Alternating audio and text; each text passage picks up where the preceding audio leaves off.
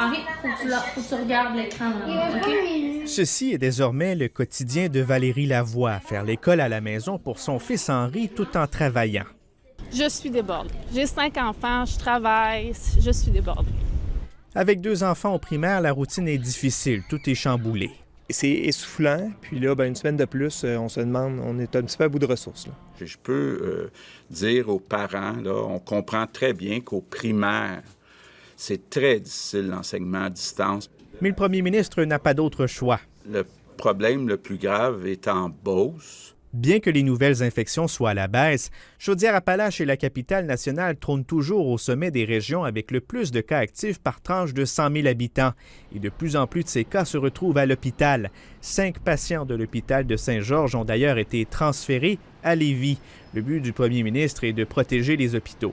Dans toute la région Chaudière-Appalaches, on est vraiment proche de la capacité maximale là, pour le nombre de patients dans les hôpitaux.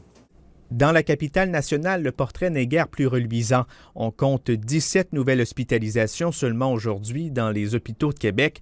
Le maire Labaume en appelle d'ailleurs une fois de plus à la prudence. Je m'inclus moi-même, là. Nous devons être prudents tous ensemble. C'est aussi simple que ça. La plupart de nos couples d'amis dans le quartier ici, qui est très familial, on vit la même situation.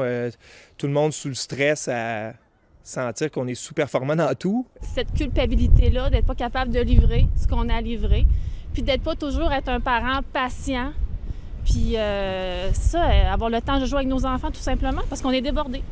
Si le premier ministre prolonge encore la fermeture des écoles d'1 semaine jusqu'au 3 mai, il fait cependant une promesse aux parents.